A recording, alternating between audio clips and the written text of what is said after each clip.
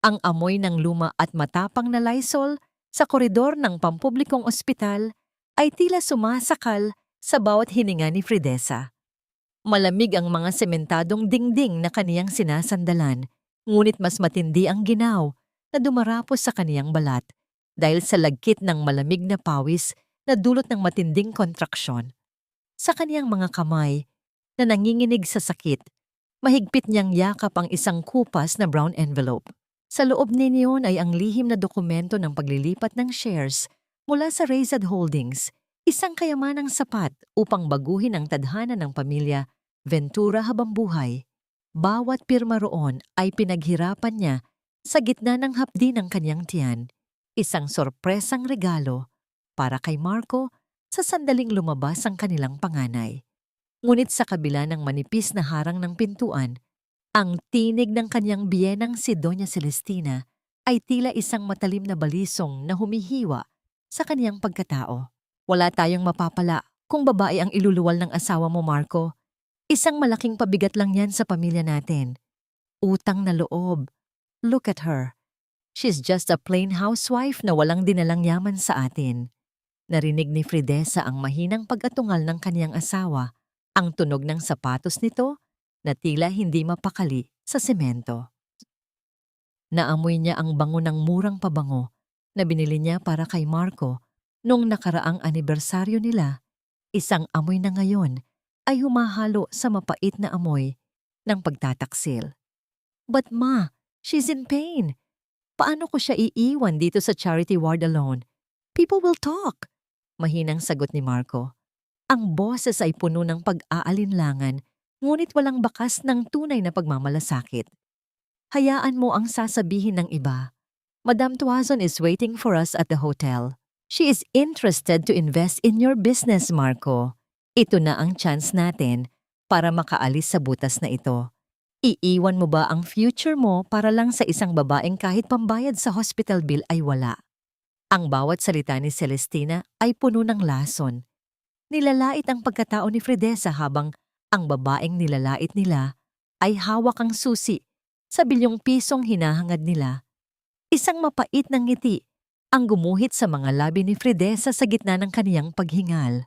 Gaano siya naging bulag para isiping ang kanyang sakripisyo ay sapat na para sa mga taong ang tingin sa kanya ay isang kasangkapan lamang. Narinig niya ang huling hakbang ni Marco patungo sa labas. Walang paalam, walang lingon. Ang tanging naiwan ay ang tunog ng ulan na humahampas sa bubungan ng ospital, malungkot at walang awa. Sa tindi ng nararamdamang hapdi sa kaniyang sinapupunan at sa kaniyang puso, unti-unting lumuwag ang hawak ni Fridesa sa envelope. Bumagsak ito sa maruming sahig, nabasa ng tumapong tubig mula sa kaniyang katawan. Ang sulat sa labas na nagsasabing, para sa ating kinabukasan, mahal, ay unti-unting nabura. Naging isang itim na mantsa na tila dumi sa paanan ng kanyang higaan. Ang hiya na kanyang nararamdaman ay mas masakit pa kaysa sa bawat paghilab ng kanyang tiyan. Pakiramdam niya ay isa siyang basahan na itinapon matapos pakinabangan. Ang bawat patak ng kanyang luha ay hindi na para sa sakit, kundi para sa kaniyang sariling katangahan.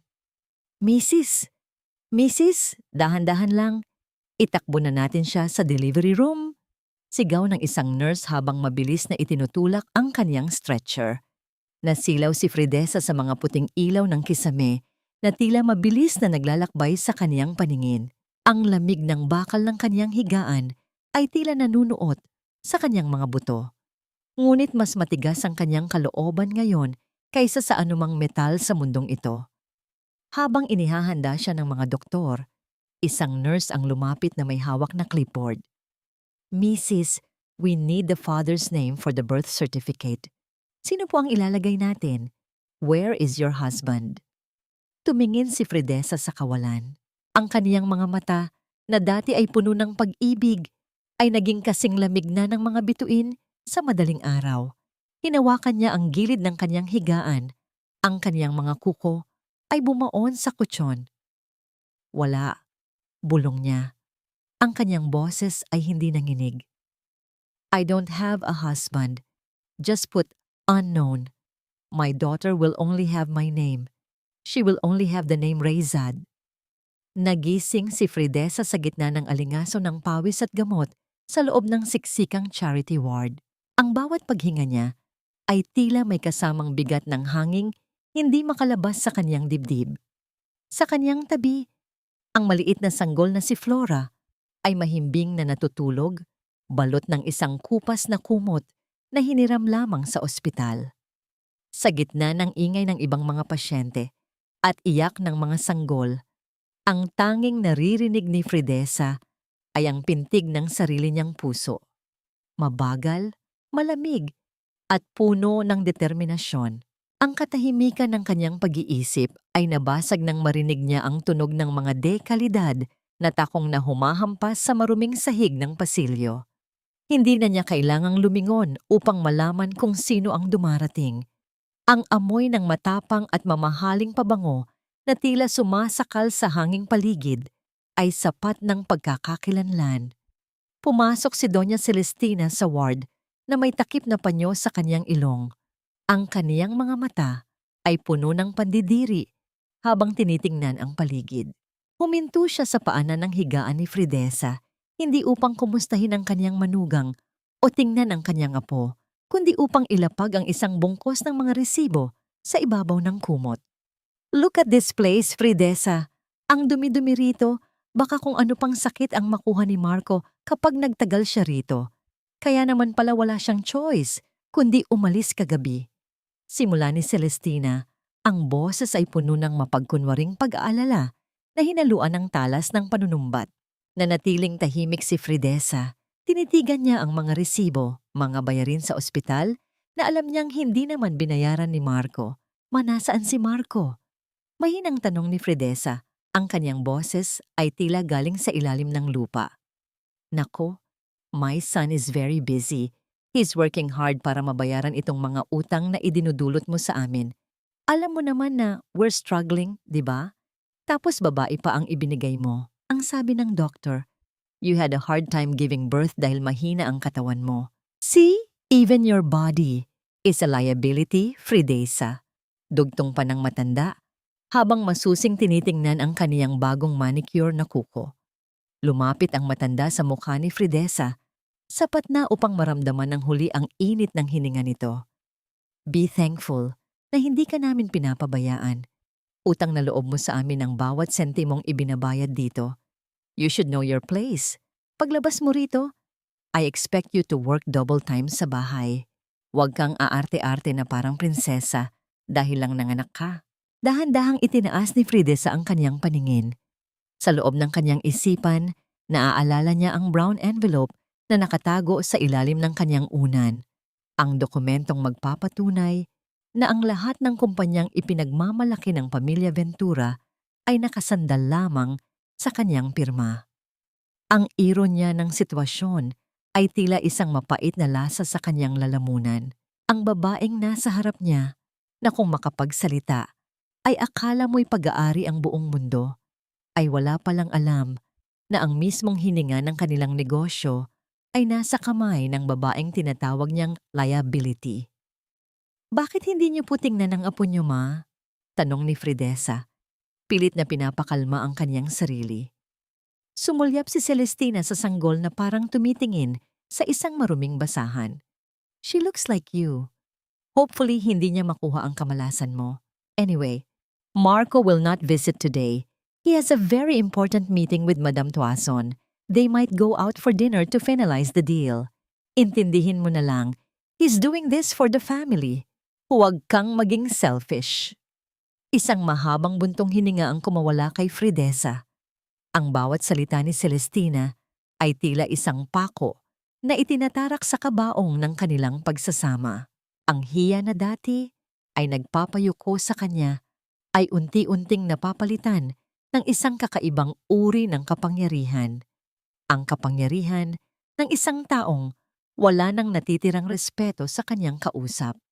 Dinner? With the widow? On the day I gave birth? Mahinahong tanong ni Fridesa, bagaman ang kanyang mga mata ay nagniningas na sa galit. It's just business, Fridesa. Don't be so dramatic. Ganyan talaga ang buhay ng mga Ventura. We prioritize growth. Kung hindi ka makakatulong, at least don't be a burden. Sagot ni Celestina, bago tumalikod at naglakad palabas, ang kaniyang mga takong ay muling lumikha ng tunog na tila nagmamarka ng bawat pagkakamali ni Fridesa sa buhay. Naiwan si Fridesa sa gitna ng ingay ng ospital. Kinuha niya ang kanyang cellphone mula sa ilalim ng unan at nag-dial ng isang numerong matagal na niyang hindi tinatawagan. Nang sagutin ang tawag, ang boses sa kabilang linya ay formal at puno ng paggalang. Yes, Ma'am Fridesa. Attorney Salvador, wika ni Fridesa habang ang kanyang kamay ay mahigpit na nakahawak sa bakal na rehas ng higaan. Tell my grandfather I'm ready to go home. And tell him, it's time to close the doors of every vault the Venturas have been using. Cut off the bloodline of their credits. Now! Isang malamig na ngiti ang sumilay sa kanyang mga labi nang marinig ang pagkumpirma ng abogado. Sa kabilang bahagi ng lungsod, hindi alam ni Marco at ni Celestina na ang bawat hakbang nila patungo sa karangyaan ay tila paglakad sa isang tulay na gawa sa papel at si Fridesa na ang may hawak ng mitsa. Ang bawat hakbang ni Fridesa palabas ng ospital ay tila isang ritual ng paglaya. Sa kaniyang kaliwang braso, mahigpit niyang kalong si Flora habang ang kanang kamay naman ay nakahawak sa isang itim na payong na ibinigay ng isang gwardiya. Ang ulan ay hindi tumitigil sa pagbuhos. Ang bawat patak nito ay tila humahampas sa mainit na aspalto na lumilikha ng isang malabo at mausok na paligid. Ngunit sa gitna ng kadiliman ng langit, isang makintab at itim na SUV ang dahan-dahang huminto sa harap niya. Bumukas ang pinto at lumabas si Attorney Salvador. Ang kanyang muka ay walang mababakas na emosyon, ngunit ang kanyang mga mata ay puno ng katapatan. Ma'am Fridesa, everything is ready. Your grandfather is waiting for you sa ancestral house. Wika niya habang pinapayungan ang mag-ina. Sumakay si Fridesa sa loob ng sasakyan. Ang amoy ng mamahaling leather at ang banayad na samyo ng sandalwood ay agad na bumalot sa kanya, isang malaking kaibahan sa amoy ng gamot at kanal sa labas. Ito ang amoy ng kaniyang tunay na mundo, isang mundong kinalimutan niya dahil lamang sa akalang pag-ibig ni Marco. Samantala, sa isang eksklusibong restaurant sa Makati, si Marco ay abala sa pagngiti habang kaharap si Madame Tuazon. Ang liwanag ng mga kristal na chandelier ay sumasalamin sa kaniyang baso ng wine. Pakiramdam niya ay siya na ang hari ng mundo. Marco, I'm really impressed with your proposal. You have the vision, pero you need more capital to scale up. Sabi ni Madame Tuazon habang humihigop ng kaniyang inumin. But I heard rumors. Is it true na your connections are all tied up with the Rayzad Group? Nabulunan ng bahagya si Marco. Oh, that. It's just business, Madame. My wife is a Rayzad, technically. So everything is under my control. You don't have to worry about the funding. Pagmamayabang niya, kahit na ang totoo ay wala siyang ideya kung nasaan ang kanyang asawa at anak sa mga oras na yon. Ngunit ang kanyang kumpiyansa ay biglang naglaho nang lapitan siya ng isang waiter na may dalang maliit na tray. Excuse me, sir. Your credit card was declined po. Napakunot ang noo ni Marco. Ang kanyang mukha ay biglang uminit sa hiya. What? That's impossible. Subukan mo ulit, baka may error lang sa machine nyo. Sir, we tried it thrice na po. Same result. Baka po gusto nyo gumamit ng ibang card. Ang magalang ngunit mapang-uring sagot ng waiter.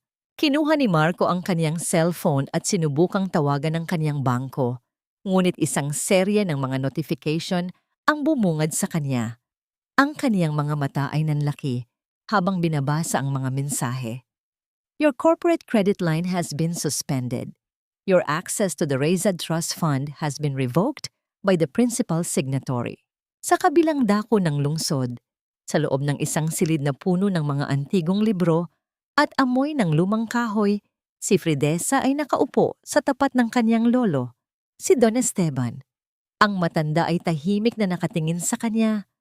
Ang kanyang mga kamay ay nakapatong sa isang tungkod na gawa sa ivory. I told you before, Fridesa, ang mga Ventura ay parang mga anay. Unti-unti nilang uubusin ang pundasyon ng bahay na kinatitirikan nila. Ang malalim na tinig ni Don Esteban ay umalingaw-ngaw sa silid. I know now, Lolo. I was foolish to think na mababago ko sila ng pagmamahal ko, sagot ni Fridesa. Ang kaniyang tinig ay wala ng bakas ng pag-aalinlangan. I'm not here to ask for forgiveness. I'm here to take back what is mine. Lahat ng tulong na ibinigay ko kay Marco, lahat ng kumpanyang lumago dahil sa pangalan ko, I want them all gone. Tumango si Don Esteban at tumingin kay Attorney Salvador. Gawin mo ang nararapat. Close every door, cut every lifeline. I want the Venturas to realize na wala silang halaga kung wala ang apong ko. Sa restaurant, ang mukha ni Marco ay naging kasing puti ng papel. Hindi lang ang kaniyang credit card ang hindi gumagana. Nakatanggap siya ng tawag mula sa kanyang secretary. Ang boses nito ay puno ng takot. Sir, the office is in chaos. Ang mga investors natin sabay-sabay na nag-pull out. May balita na we're being investigated for fraudulent claims. Marco, what did you do? Napatingin si Marco kay Madam Tuazon na ngayon ay tinitingnan siya na parang isang maruming insekto. It seems my time is wasted here, Marco. I don't deal with losers. Malamig na sabi ng matanda bago tumayo. At iwan si Marco na mag-isa sa lamesa kasama ang bayarin na hindi niya kayang bayaran. Habang pauwi, ang isip ni Marco ay naghahanap ng sisisihin. Fridesa. It must be Fridesa. Sa kaniyang galit, agad siyang nag-drive patungo sa kanilang lumang apartment, handang ilabas ang kanyang puot sa asawang akala niya ay nagtatago lang doon. Ngunit pagdating niya, ang tanging sumalubong sa kanya ay isang madilim at bakanting bahay. Isang puting sobre ang nakadikit sa pinto. Walang pangalan. Walang mensahe sa loob. Sa halip, ang tanging laman niyon ay ang piraso ng kanyang paboritong kurbata na iniwan niya sa ospital na ngayon ay gupit-gupit at tila basahan. Ang kanyang cellphone ay muling tumunog. Isang text mula sa isang hindi kilalang numero ang lumitaw. The bloodline has been cut, Marco. Let's see how long you can survive without my blood in your veins. Nanginginig ang mga kamay ni Marco habang binabasa ang mensahe. Sa kaniyang likuran, isang malakas na tunog ng sirena ng pulis ang nagsimulang lumapit. Ang asul at pulang ilaw ay sumasalamin sa kaniyang mga mata. 6 na buwan na ang lumipas, ngunit tila isang dekada ang itinanda ng mukha ni Marco. Ang dati makintab at maayos niyang opisina sa gitna ng Makati ay napalitan ng isang maliit at maalikabok na silid sa gilid ng isang warehouse sa Pasig. Wala na ang amoy ng mamahaling kape na nagmumula sa kaniyang tinitimplang beans. Ang tanging nalalasahan niya ngayon ay ang pait ng mabilisan at murang kape na humahalo sa amoy ng lumang papel at pawis. Sa labas, ang sikat ng araw ay tila isang malupit na latigo na humahampas sa kalsada. Ang init ay nanunuot sa kanyang kupas na polo habang pinagmamasdan niya ang bunton ng mga demand letter sa kanyang mesa. Bawat sobrang bumubukas ay tila isang panibagong sugat sa kanyang natitirang dangal. Ang kanyang mga dating kaibigan ay hindi na sumasagot sa kanyang mga tawag at ang kumpanyang kanyang itinayo sa likod ng kanyang asawa ay unti-unti nang nilalamon ng utang. Marco, ano na? Tutunganga ka na lang ba riyan? Ang boses ni Doña Celestina ay pumailan lang, matinis at puno ng pagkainip. Pumasok ang matanda sa silid, bitbit ang kanyang pamaypay na tila mabilis na nagtataboy sa alikabok. Ang kanyang dating marangyang kasuotan ay medyo maluwag na sa kanyang katawan at ang kanyang mga alahas ay isa-isang nawawala, na ibenta na upang pantustos sa kanilang pang-araw-araw na luho. Mawala na tayong pera, na tayong my bank accounts are frozen at ayaw na akong kausapin ng mga suppliers natin. Mahinang sagot ni Marco. Ang kaniyang boses ay puno ng pagkalugmok. It's because of that woman, Si Fridesa ang nagdala ng malas sa atin. Simula nang iwan niya tayo, gumuho na ang lahat. Bulyaw ni Celestina, ang kanyang mukha ay namumula sa galit. Dapat ay pinuntahan mo si Madam Tuason. Gamitin mo ang charm mo, Marco. Hindi ka pwedeng sumuko na lang. Utang na loob.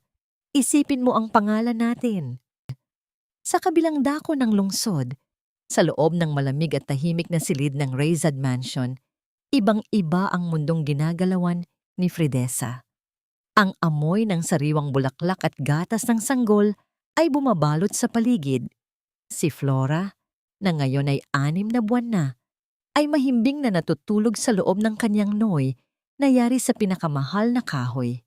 Nakaupo si Fridesa sa harap ng kanyang computer, ang kanyang mga daliri ay mabilis na lumalalakbay sa keyboard. Ang kaniyang mga mata ay hindi nakakikitaan ng pighati. Sa halip, ito ay puno ng talas at talino. Inaaral niya ang bawat galaw ng kumpanya ni Marco, pinapanood ang bawat pagbagsak nito na parang isang larong chess na siya ang may hawak ng huling tira. Biglang tumunog ang kaniyang cellphone. Isang numerong hindi rehistrado, ngunit alam niya kung kanino. Sinagot niya ito ng walang imik. Hello, Fridesa. Ikaw na babae ka. Nasaan ka na? Ang boses ni Celestina ay gumaralgal sa kabilang linya. Diyos ko, Fridesa. Look what you did to us. Ang anak ko naghihirap dahil sa'yo. How can you be so heartless? Pagkatapos ka naming tanggapin sa pamilya namin, ganito lang ang igaganti mo? You are a curse, Fridesa. Malas ka sa buhay ni Marco. Huminga ng malalim si Fridesa. Nararamdaman niya ang init ng kaniyang sariling palad, ngunit ang kaniyang puso ay nananatiling kasing lamig ng yelo. Ma, simula niya, ang boses ay kalmado, ngunit bawat salita ay tila may bigat ng ginto. Huwag niyo akong sisihin sa kawalan niyo ng kakayahan. Ang swerteng sinasabi niyo, hindi iyon galing sa langit. Galing yun sa bulsa ko. Galing yun sa dugo at pawis ko na binaliwala ninyo sa loob ng silid panganganak. You witch! Wala kang utang na loob. Darating ang araw na babalik din sa iyo ang lahat ng ito. Isinumpa ni Celestina bago marinig ang tunog ng pagkakaputol ng linya. Ibinaba ni Fridesa ang kanyang telepono. Isang malamig na ngiti ang sumilay sa kanyang mga labi.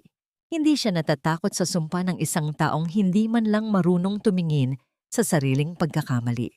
Sa labas ng kanyang bintana, nakita niya ang isang sasakyang papasok sa gate. Si Attorney Salvador ito, bitbit ang isang makapal na folder. Pumasok ang abogado sa silid at inilatag ang mga dokumento sa harap ni Fridesa. Ma'am, Marco went to Madam Tuazon again today. He waited under the sun for 4 hours, but she refused to see him, ulat ni Salvador. And more importantly, we've successfully acquired 80% of his outstanding debts from the secondary market. Technically, you now own his company and his house. Naramdaman ni Fridesa ang kakaibang init sa kanyang dibdib. Hindi ito galit, kundi isang uri ng katarungan na matagal na niyang hinintay. Lumingon siya kay Flora na nagsisimula nang gumalaw sa kanyang pagkakatulog. Attorney, wika ni Fridesa habang hinahawakan ng maliit na kamay ng kanyang anak. Padalhan mo ng eviction notice ang bahay ng mga Ventura, pero huwag mong pangalanan ang kumpanya natin. I want them to wonder who is destroying them. I want them to feel the thirst of not knowing where the next drop of mercy will come from. Copy that, ma'am. One more thing. Marco found something in his office today. Isang lumang file na hindi natin nakuha noong una. Mukhang may kinalaman ito sa huling pirma nyo bago kayo manganak. Kumunot ang noo ni Fridesa. Anong file? Ang original guarantee letter para sa kanyang pinakamalaking loan. Nandoon ang pirma nyo, ma'am, pero may nakalagay na isang clause na hindi niya napansin noon. Napatingin si Fridesa sa labas, kung saan ang dilim ay nagsisimula nang lumamon sa liwanag. Ang kanyang isip ay bumalik sa gabing iyon sa ospital, sa gitna ng hapdi at luha. Ano nga ba ang isinulat niya sa gilid ng dokumentong yon, sa gitna ng kanyang huling pag-asa? Sa loob ng maliit at maalinsangang opisina ni Marco, ang bawat hininga ay tila may kasamang alikabok na nanunuot sa kaniyang lalamunan. Ang tanging liwanag ay nagmumula sa isang pundidong bumbilya na paminsan-minsan ay kumukurap na tila nakikiramay sa kaniyang naghihingalong negosyo. Sa kaniyang harap ay isang lumang kahon ng mga dokumento na matagal nang hindi nabubuksan, mga alaala ng panahong akala niya ay kaniyang sariling galing ang nag-aangat sa kanya sa rurok. Nanginginig ang mga daliri ni Marco habang kinukuha ang isang asul na folder. Sa loob nito ay ang orihinal na guarantee letter para sa pinakamalaking loan na nagpasikat sa kaniyang kumpanya 3 taon na ang nakalipas. Dahan-dahan niyang binuklat ang huling pahina. Doon, sa ibaba ng kaniyang pangalan, ay isang pirma na nagpabagal sa tibok ng kaniyang puso. Fridesa Isabel Reyzad Ventura. Ang kanyang mga mata ay nanlaki. Hindi lang ito basta pirma. Ang petsang nakalagay sa tabi niyon ay ang mismong gabi nang iwan niya ito sa charity ward, ilang oras bago ito manganak. Habang siya ay abalang nagpapakitang gilas kay Madame Tuazon, si Fridesa, sa gitna ng kanyang matinding sakit, ay pinipirmahan ang dokumentong magliligtas sa kumpanya ni Marco mula sa pagkalugi. Ngunit ang mas nagpadurog sa kanyang kalooban ay ang maliit at sulat kamay na clause sa gilid ng dokumento na isinulat ni Fridesa sa gitna ng kaniyang panghihina. This guarantee remains active only as long as the love that built it exists. Once betrayed, the wall crumbles. Naramdaman ni Marco ang isang malamig na pawis na gumagapang sa kaniyang noo. Ang bawat pagbagsak ng kumpanya niya nitong mga nakaraang buwan, hindi iyon malas, hindi iyon tadhana. Iyon ay ang unti-unting pagbawi ni Fridesa sa proteksyong ibinigay niya. Ang bawat kontratang nawala ay ang bawat luhang pumatak mula sa mga mata ng kaniyang asawa nang talikuran niya ito sa ospital. Pumasok si Doña Celestina sa silid. Bit-bit ang isang puting papel na tila nanginginig sa kanyang kamay. Ang kanyang mukha ay maputla. Ang mga labi ay nanginginig sa galit at takot. Marco, look at this. May dumating na eviction notice. We have 48 hours para lisanin ang bahay natin. What is happening? Who is doing this to us? Ang matinis na boses ng matanda ay tila isang sirang plaka sa pandinig ni Marco. Hindi sumagot si Marco. Itinaas niya ang asul na folder at ipinakita sa kanyang ina ang pirma ni Fridesa. Ma, tignan mo ito. Siya pala iyon. Ever since we started, si Fridesa ang nagbabayad sa lahat ng utang natin. Siya ang dahilan kung bakit tayo nakatira sa mansyong yon. Kinuha ni Celestina ang folder. Ang kaniyang mga mata ay mabilis na binasa ang bawat salita. No, this is impossible. How can that poor girl have this much power? She's just a plain housewife. Baka peke ito, Marco. Baka dinadaya niya tayo. Ma, she's a Reyzad. Pasigaw na sabi ni Marco. Ang kaniyang boses ay puno ng pagsisisi na ngayon lang humahagupit sa kanyang dibdib. She is the only heir of Reyzad Holdings. We treated her like a servant, while she was the queen who owned the very ground we stand on. Nabitawan ni Celestina ang folder. Ang tunog ng pagbagsak nito sa sahig ay tila ang tunog ng kanilang gumuhing buhay. Ang hiya na kanina lang ay wala sa kaniyang bokabularyo, ay unti-unting lumalamon sa kaniyang pagkatao. Naalala niya ang bawat lait, bawat pambabastos, at bawat pagtrato niya kay Fridesa bilang isang pabigat. Samantala, sa isang eksklusibong suite, sa isang 5 bituing hotel, ang amoy ng mamahaling sampagita at jasmine ay humahalo sa lamig ng aircon. Nakatayo si Fridesa sa harap ng isang malaking salamin. Suot ang isang itim na gown na gawa sa seda. Ang kanyang mga mata ay malamig, walang bakas ng emosyon habang tinititigan ang sariling refleksyon. Pumasok si Attorney Salvador. Bit-bit ang isang hiyas na kwintas. Ma'am, the car is ready. The board of directors is waiting for the official announcement. Tonight, The world will finally know the new face of Rezad Holdings. Huminga ng malalim si Fridesa. Naramdaman niya ang bigat ng kwintas sa kanyang leeg, ngunit mas mabigat ang kaniyang pasya. Lumingon siya sa kaniyang anak na si Flora na hawak ng isang yaya. Attorney, wika ni Fridesa, ang kanyang boses ay parang telang seda, malambot ngunit matibay. Did Marco find the file? Yes, ma'am, he did. According to my sources, he's currently at his office, paralyzed with the truth. Isang manipis na ngiti ang sumilay sa mga labi ni Fridesa. Ang katarungang kaniyang hinahangad ay hindi nagmumula sa ganti, kundi sa katotohanan. Gusto niyang malaman ni Marco na ang bawat pagkakataong sinayang nito ay ang bawat sakripisyong ibinigay niya ng buong puso. Let him watch, attorney. Let him watch from the shadows as I take back the light he thought was his. Habang papalabas si Fridesa ng suite, ang tunog ng kanyang mga takong ay tila isang marcha ng tagumpay. Sa ibaba, ang mga media at ang mga makapangyarihang tao sa bansa ay naghihintay sa kanyang pagbaba. At sa isang maliit na opisina sa Pasig, si Marco ay nakatingin sa screen ng kaniyang lumang television kung saan isang breaking news ang lumabas. The mysterious heir of Rezad Holdings finally steps out. Nang lumitaw ang mukha ni Fridesa sa screen, ang baso ng tubig sa kamay ni Marco ay nadulas at nabasag sa sahig. Ang bawat piraso ng kristal ay sumasalamin sa kanyang wasak na pagkatao. Ngayon niya lang nalaman, ang babaeng iniwan niya sa dilim ay ang kaisa-isang araw na nagbibigay ng liwanag sa kanyang mundo.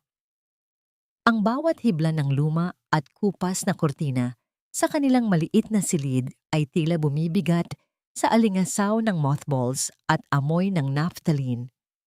Sa gitna ng dilim, pilit na isinisiksik ni Doña Celestina ang kaniyang katawan sa isang hiram na gown na gawa sa mumurahing satin.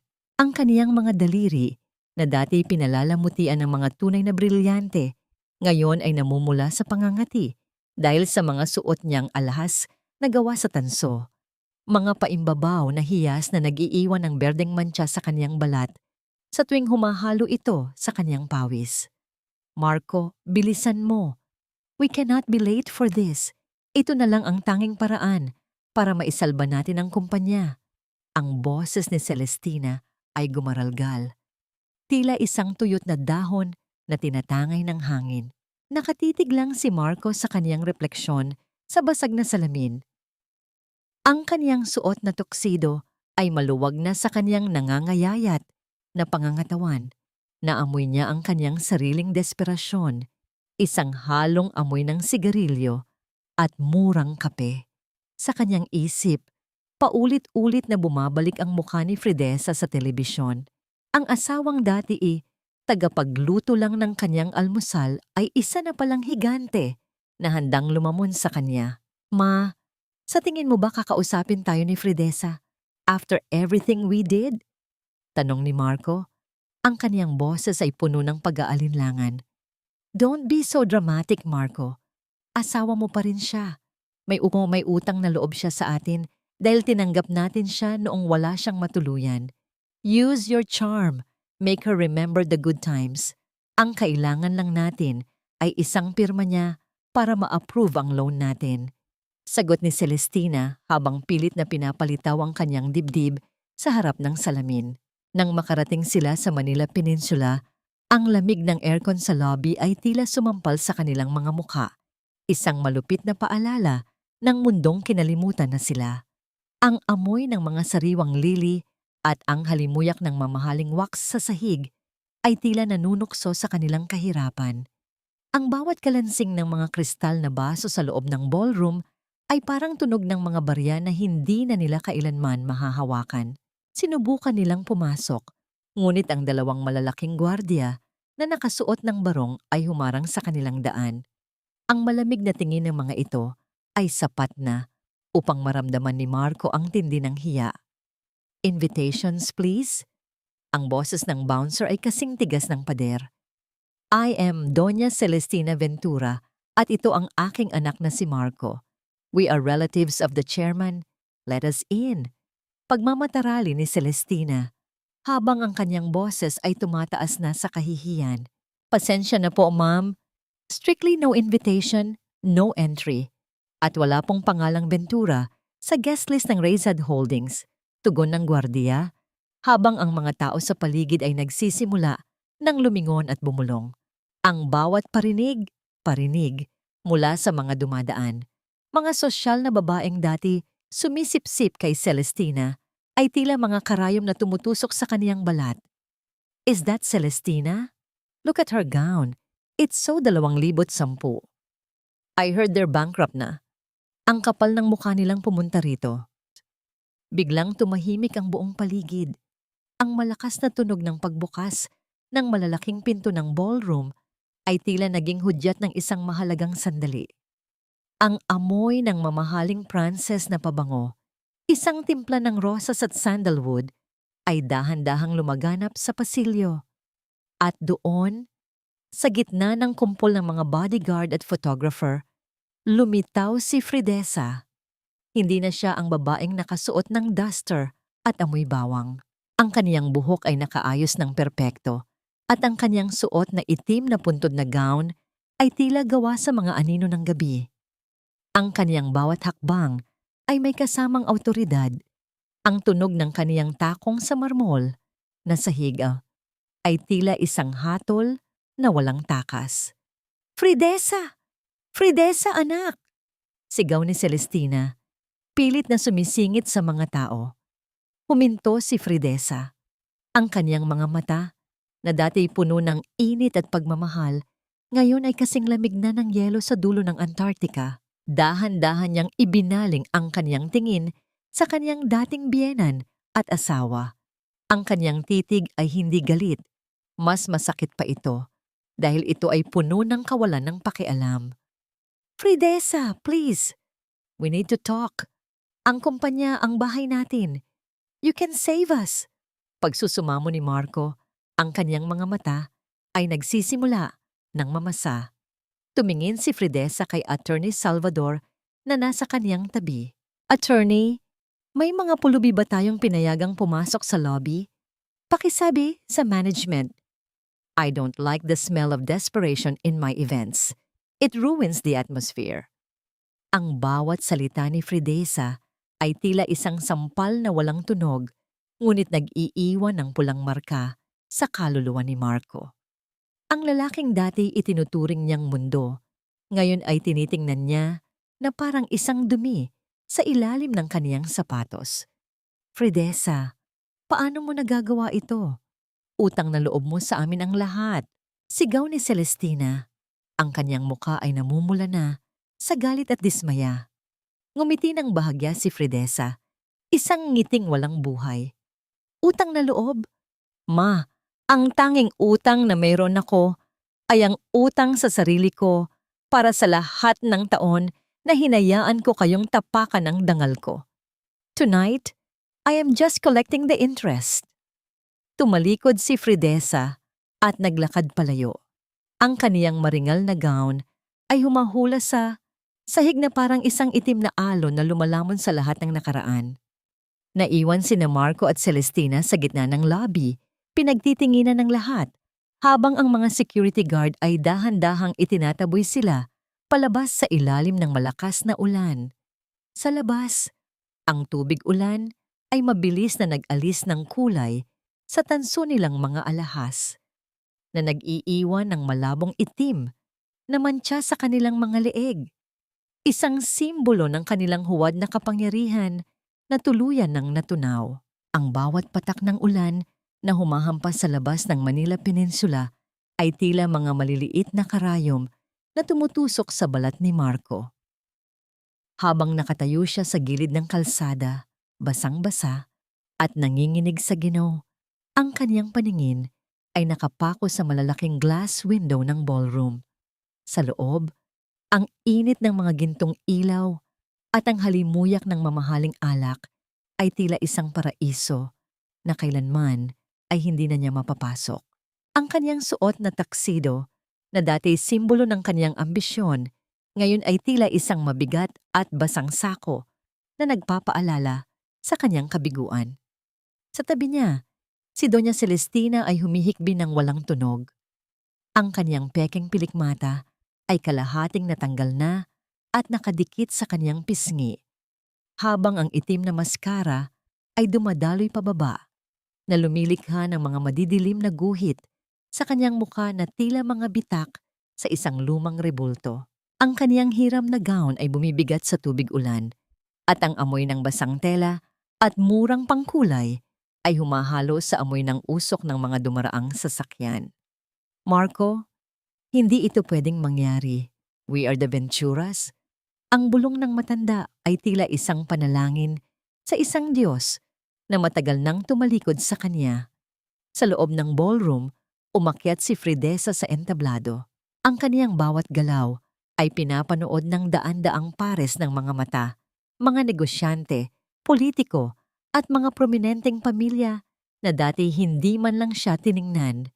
Ang amoy ng mga sariwang puting rosas na nakapaligid sa podium ay tila nagbibigay ng isang banal na aura sa kanyang pagkatao.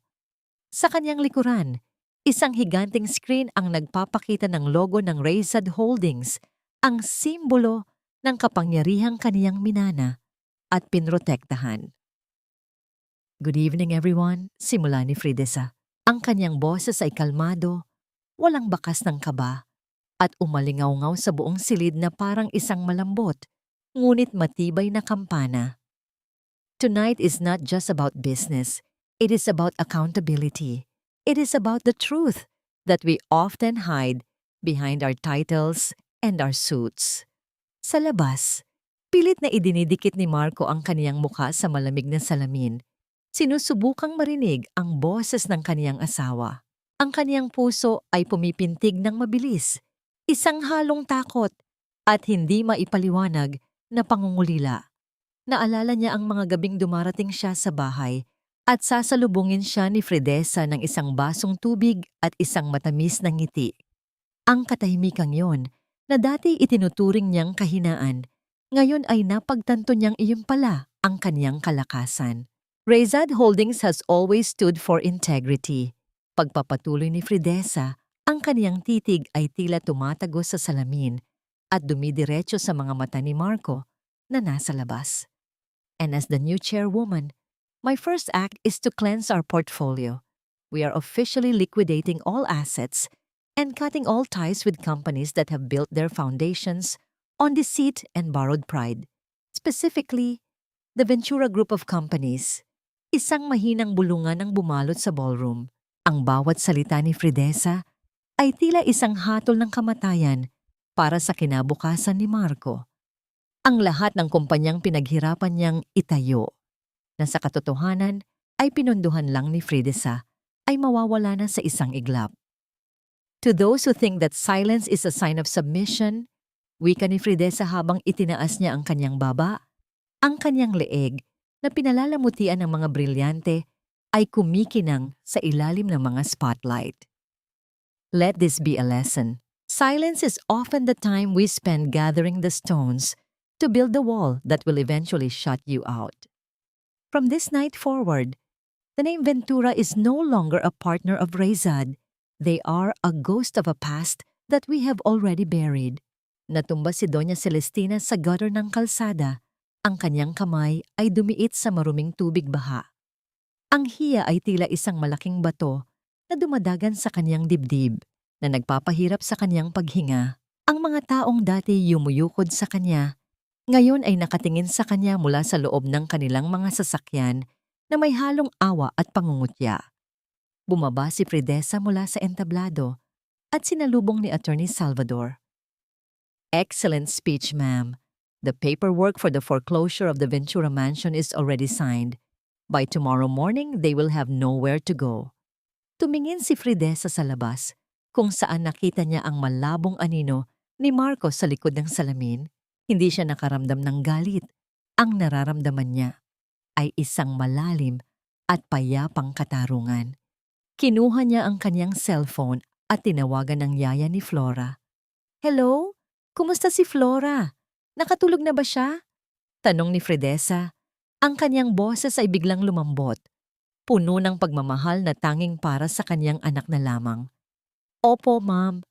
Ang himbing po ng tulog niya. Mukhang nananaginip po siya dahil nakangiti. Sagot ng yaya. Ngumiti si Fridesa. Iyon ang kaisa-isang tagumpay na talagang may halaga para sa kanya. Ang protektahan ng kinabukasan ni Flora mula sa laso ng pamilyang Ventura. Habang naglalakad siya patungo sa exit, iniwan niya ang ingay ng ballroom at ang pighati sa labas. Sa kanyang isip, ang gabi sa ospital ay tuluyan na niyang kinalimutan. Ang liwanag ng kanyang bagong buhay ay nagsisimula na at ang anino ni Marco ay tuluyan ng naglaho sa dilim ng ulan. Ngunit bago siya makarating sa kanyang sasakyan, isang huling mensahe ang dumating sa kanyang telepono mula sa kanyang lolo, si Don Esteban. The first door is closed, Fridesa. But remember, a wounded beast is most dangerous when it has nothing left to lose. Watch your back. Napatigil si Fridesa. Lumingon siyang muli sa labas, ngunit wala na roon si Marco. Ang tanging naiwan ay ang bakas ng kanyang kamay sa malamig na salamin na dahan-dahang binubura ng patak ng ulan.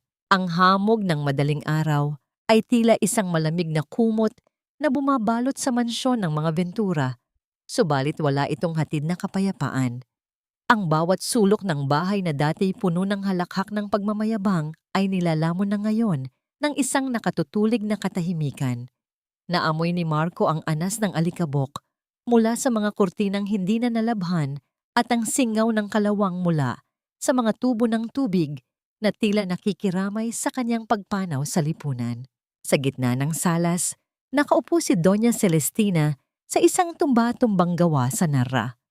Ang kanyang mga mata ay malalim at dilat, nakatitig sa kawalan, habang ang kanyang mga daliri ay pilit na hinihimas ang kanyang leeg, na wala na ngayong suot na kahit anong hiyas. Ang kanyang balat ay tila tuyot na papel, at ang amoy ng kanyang paboritong pulbo ay humahalo sa amoy ng lumang kahoy at pagkapanis ng kanyang sariling dangal. Ang katahimikan ay binalot ng tunog ng mabibigat na hakbang sa labas ng pintuan.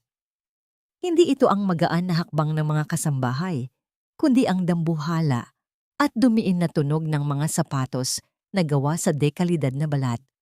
Ang pinto ay bumukas nang walang kahirap-hirap. Pumasok si Attorney Salvador. Kasunod ang dalawang lalaking nakauniporme ng sheriff at ilang mga tauhan na may dalang mga kahon. You have exactly 1 hour to pack your personal belongings. Anything left inside after 60 minutes will be considered property of Rezad Holdings. Ang boses ni Attorney Salvador ay kasing lamig ng bakal. Walang bakas ng pag-aalinlangan.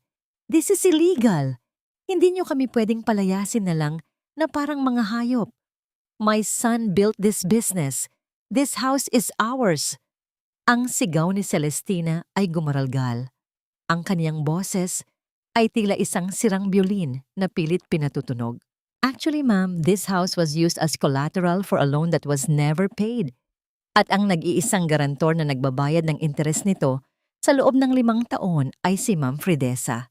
Since she withdrew her support, the bank had no choice but to foreclose. At ang Rezad Holdings na ang bumili ng utang nyo, paliwanag ng abogado, habang inilalapag ang isang makapal na itim na folder sa ibabaw ng lamesa. Lumapit si Marco. Ang kanyang mga hakbang ay mabigat at puno ng pag-aalinlangan. Binuksan niya ang folder. Ang bawat pahina ay hindi naglalaman ng mga legal na termino, kundi ang listahan ng bawat sentimong ginastos ni Fridesa para sa kanila.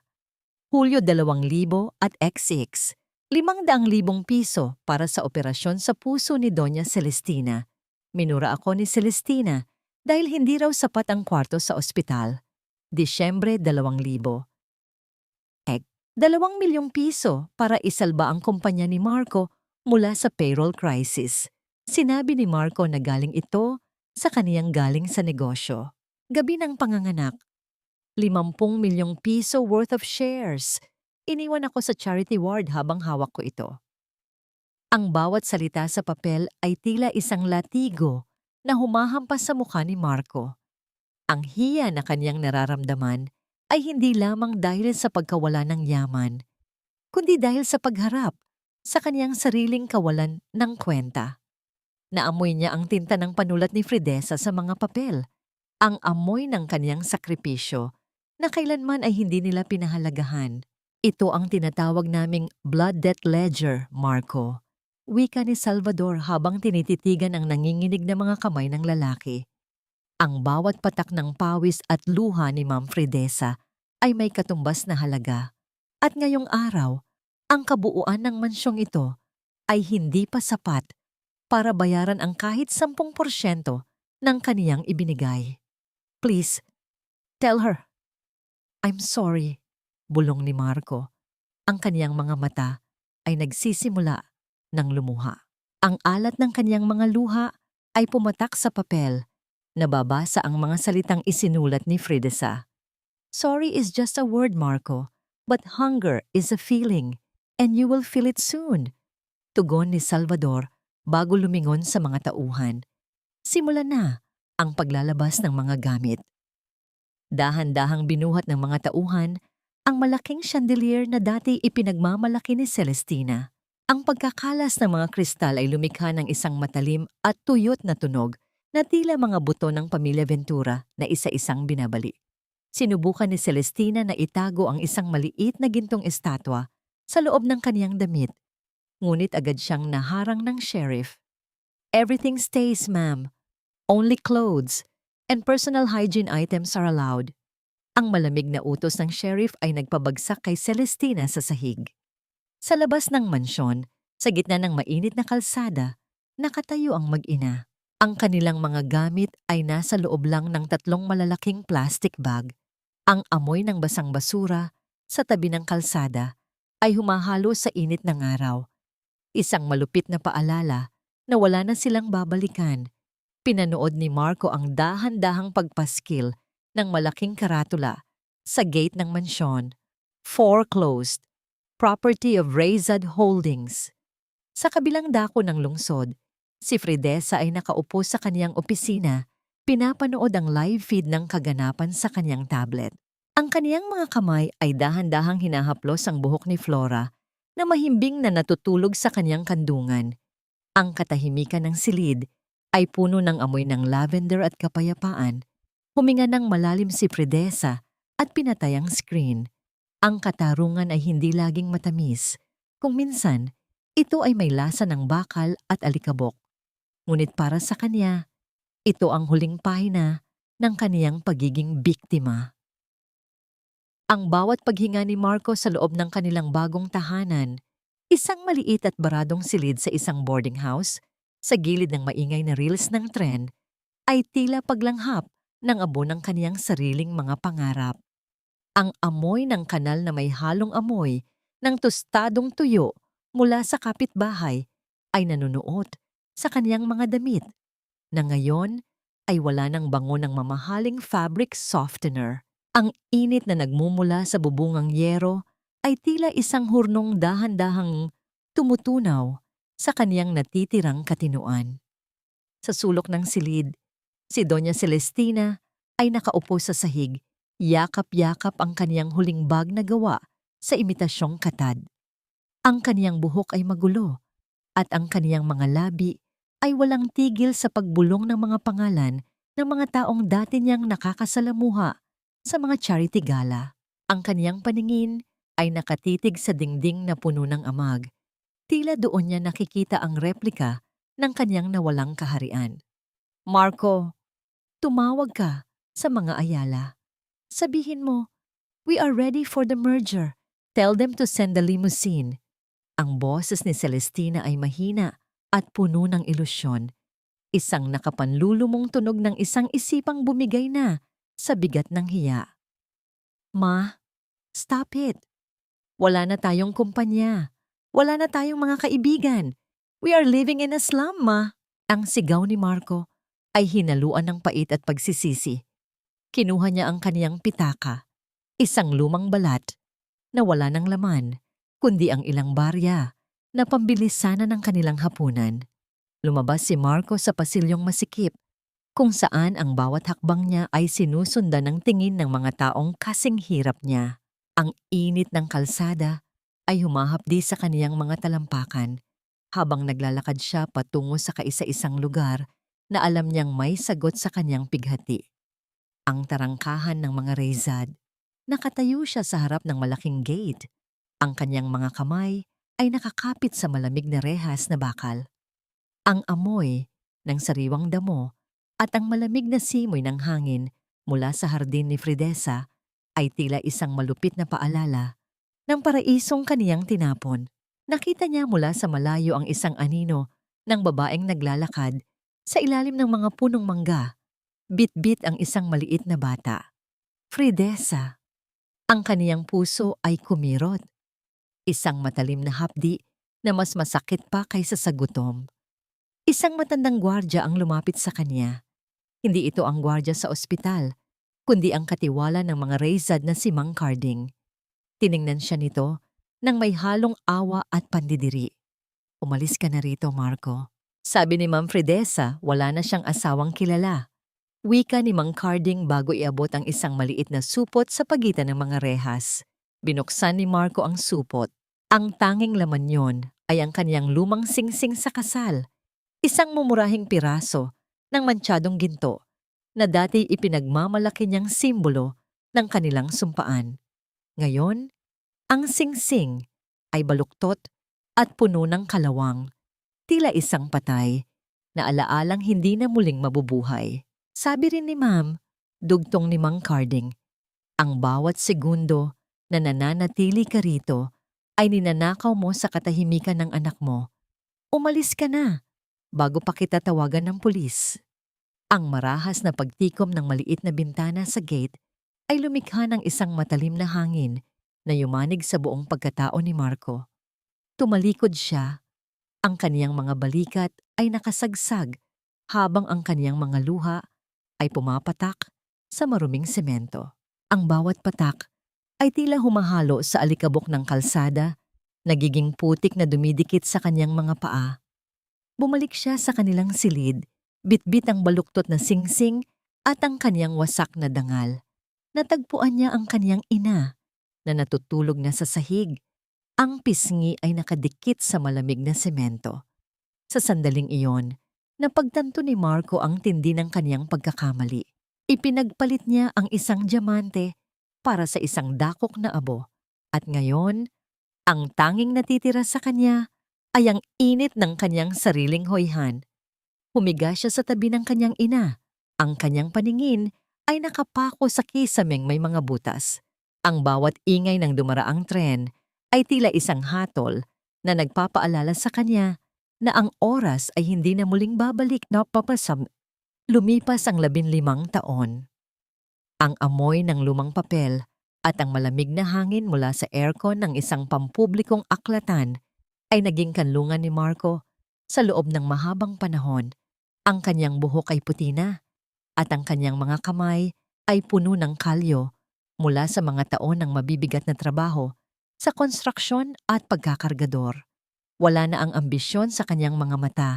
Ang tanging natitira ay ang isang malalim at tahimik na pagtanggap sa kanyang karma.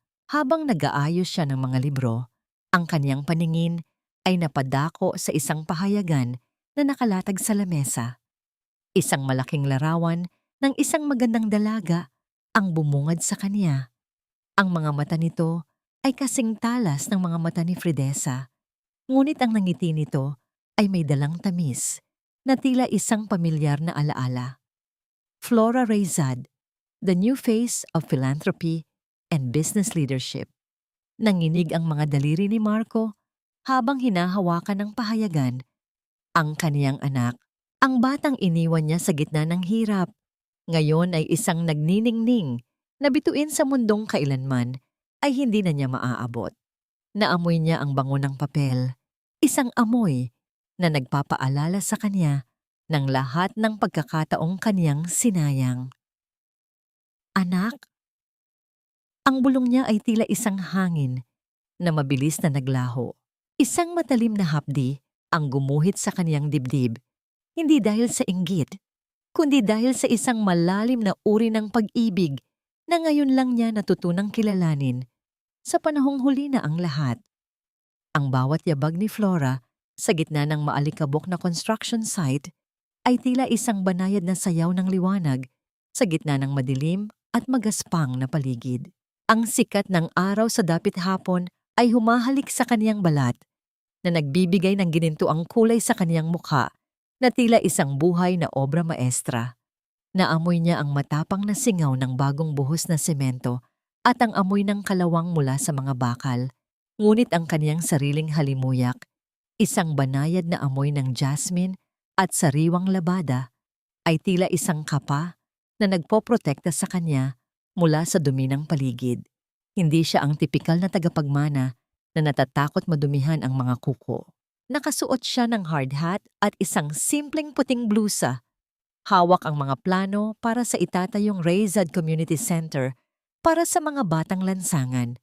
Ang bawat salitang lumalabas sa kanyang mga labi ay puno ng talino at malasakit. Isang katangiang hindi kailanman nakita sa mga Ventura, ngunit dumadaloy ng sagana sa kaniyang dugong Rayzad. Sa isang sulok, nakatayo ang isang matandang lalaking nakasuot ng kupas at punit-punit na asul na polo. Ang kaniyang mukha ay tila isang mapa ng mga pait at hirap na may malalalim na guhit sa noo at mga mata. Si Marco. Ang kaniyang mga kamay na dati pinalalamutian ng ginto, ngayon ay puno ng kalyo at itim na dumi mula sa pagbubuhat ng mga hollow blocks. Ang kaniyang likod ay medyo kubana, tila pasan-pasan ang bigat ng 15 taon ng pagsisisi. Naamoy ni Marco ang bango ni Flora nang dumaan ito sa kanyang malapit. Ang bawat pintig ng kanyang puso ay tila isang martilyo na humahampas sa kanyang dibdib. Anak ko. Ang hiyaw ng kanyang kalooban, ngunit walang tunog na lumalabas sa kanyang tuyot na lalamunan. Ang hiya na nararamdaman niya ay tila isang pader na hindi niya kailanman kayang tawirin. Paano niya lalapitan ang isang anghel? Gayong siya ay tila isang basurang itinapon ng tadhana. Biglang nadulas ang isang piraso ng kahoy mula sa tumpok na inaayos ni Marco. Mabilis itong gumulong patungo sa paanan ni Flora. Wait, let me help you with that, Lolo. Wika ni Flora. Ang kaniyang boses ay kasing tamis ng huni ng ibon sa madaling araw.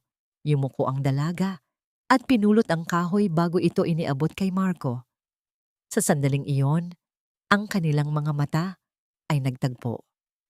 Nakita ni Marco sa mga mata ni Flora ang kaniyang sariling mga katangian, ang hugis ng mga mata at ang kurba ng ilong. Ngunit ang kislap ng kabutihan doon ay hindi kailanman nanggaling sa kanya. Ito ay galing kay Fridesa. Salamat po, ma'am. Maraming salamat, bulong ni Marco. Ang kaniyang boses ay gumaralgal sa tindi ng emosyon. Pilit niyang iniwas ang kanyang paningin, natatakot na baka makilala siya ng kanyang sariling dugo sa gitna ng kanyang kapangitan. You're welcome po. Mag-iingat po kayo rito. Baka po kayo mapagod ng husto. Mainit pa naman ang panahon. Ang sagot ni Flora ay may kasamang tapat na ngiti. Isang nangiting walang bahid ng pandidiri sa maruming anyo ng matanda. Tumalikod na si Flora at nagpatuloy sa pakikipag-usap sa kanyang mga engineer. Pinanood siya ni Marco hanggang sa mawala ang kanyang anino sa loob ng sasakyang naghihintay. Ang bawat pag-ikot ng gulong ng sasakyan ni Flora ay tila pag-ikot din ng kutsilyo sa puso ni Marco. Ang anak na dati itinuring ng kanyang ina na pabigat, ngayon ay ang tanging nagbibigay ng liwanag sa mundo. Mula sa malayo, sa loob ng isang itim na SUV na may tinted na salamin, nakamasid si Fridesa. Ang kanyang mga mata ay nakapako kay Marco na muling bumalik sa pagbubuhat ng mabibigat na semento. Walang galit sa kanyang mga mata, kundi isang malalim at malamig na pagtanggap. Alam niyang nandoon si Marco.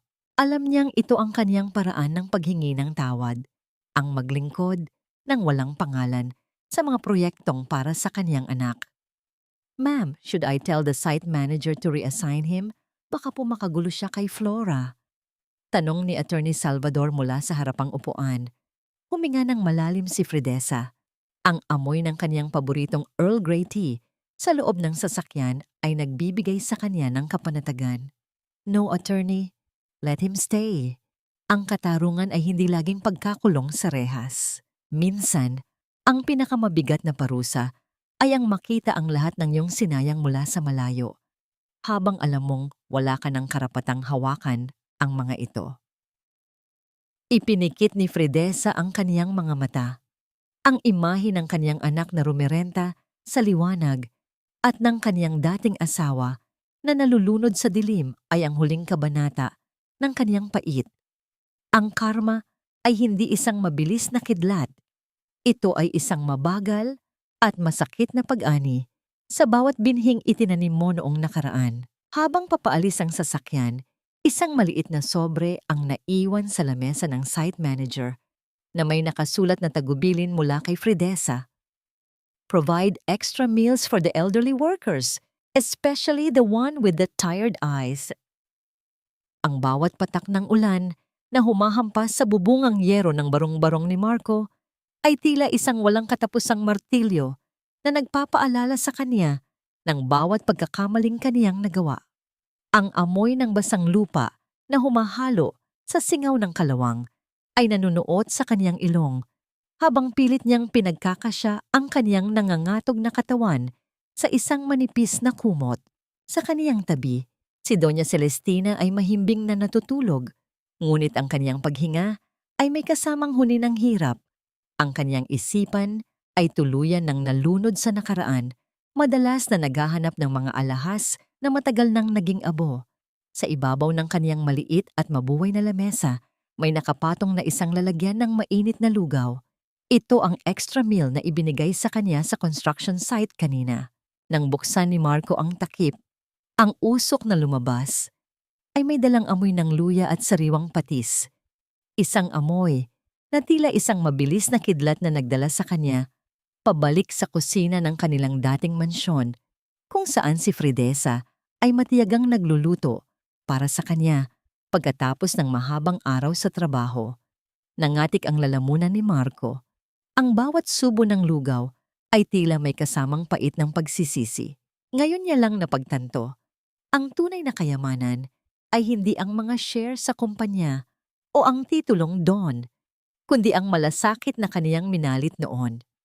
Ang lugaw na ito, na ibinigay ng hindi niya kilalang kamay, ay tila isang sampal ng katotohanan. Nabubuhay siya ngayon sa awa ng mundong kaniyang hinamak. Kinuha ni Marco ang isang piraso ng gusot na papel at isang maliit na lapis. Sa ilalim ng aandap-andap na liwanag ng isang kandila, nagsimula siyang sumulat.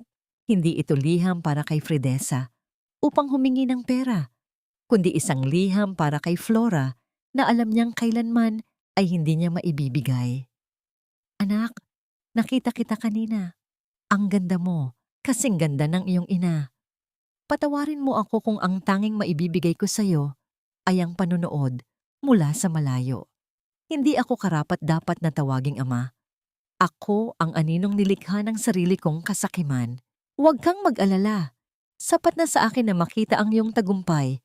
Kahit na ang tanging papel ko sa buhay mo ay ang pagiging isang estranghero na pinulot mo, ang nahulog na kahoy. Tumulo ang luha ni Marcos sa papel. Nababasa ang mga salitang kaniyang isinulat. Ang alat ng kaniyang luha ay humalo sa tamis ng hoyhan. Ipinasok niya ang sulat sa loob ng isang lumang lata ng biskwit, kung saan nakatago ang lahat ng mga balita tungkol kay Flora na kaniyang ginupit mula sa mga lumang dyaryo. Kinaumagahan, sa construction site, muling dumating ang sasakyan ni Flora. Ngunit sa pagkakataong ito, hindi lang siya mag-isa. Kasama niya si Fridesa. Bumaba ang dalawa at ang hangin ay biglang napuno ng amoy ng mamahaling pabango na tila isang pader na naghihiwalay sa kanila mula sa mga manggagawa. Habang naglalakad ang mag-ina, hindi sinasadyang dumaan sila sa pwesto kung saan nag-aayos ng mga kable si Marco. Napahinto si Flora nang makita ang matanda. Lolo, kayo po pala ulit. Kumusta po ang lugaw kagabi? Nagustuhan niyo po ba? Masayang tanong ni Flora. Ang kaniyang mga mata ay nagniningning sa kabutihan. Napatigil si Marco. Ang kaniyang puso ay tila gustong lumabas sa kaniyang dibdib. Dahan-dahan siyang tumingin kay Fridesa na ngayon ay nakatayo sa likod ng kaniyang anak. Ang titig ni Fridesa ay malamig at matalim. Tila binabasa ang bawat hibla ng kaniyang pagkatao. Walang salitang lumabas sa bibig ng kumpanya, ngunit ang kaniyang mga mata ay nagsasabing, alam ko ang lahat. Oo po ma'am, maraming salamat po. Napakasarap po. Ang sagot ni Marco ay halos pabulong, habang ang kaniyang mga kamay ay nanginginig sa hawak na kable. Ma'am, isn't he hardworking? Sabi ng manager, he's the first to arrive and the last to leave. Maybe we can give him a bonus? Mungkahi ni Flora kay Fridesa. Isang matagal na katahimikan ang bumalot sa kanila. Ang tanging naririnig ay ang tunog ng mga makinarya sa paligid. Humakbang si Fridesa palapit kay Marco. Naamoy ni Marco ang bango ng tagumpay at kapayapaan mula sa kaniyang dating asawa. Isang amoy na nagpapaalala sa kanya kung gaano kalayo ang kaniyang narating sa kaniyang pagbagsak. Hard work is the only way to pay off a debt that cannot be measured by money, Flora. Wika ni Fridesa habang ang kaniyang tingin ay nananatiling nakapako sa mga mata ni Marco. Ibigay niyo ang bonus niya at siguraduhin niyo na may sapat siyang gamot para sa kaniyang ina. Tumalikod na si Fridesa at hinila ng bahagya ang kaniyang anak. Let's go, Flora. We have a board meeting. Pinanood ni Marco ang paglakad palayo ng dalawang pinakamahalagang babae sa kaniyang buhay. Naramdaman niya ang init ng sobre ng bonus sa kaniyang bulsa, ngunit mas nararamdaman niya ang bigat ng kaniyang konsensya. Alam ni Fridesa, alam niya ang bawat kilos ni Marco, at ang kaniyang pagtulong ay hindi isang tanda ng pagpapatawad, kundi isang huling sulyap ng awa para sa isang taong tuluyan nang naging banyaga sa kaniyang puso.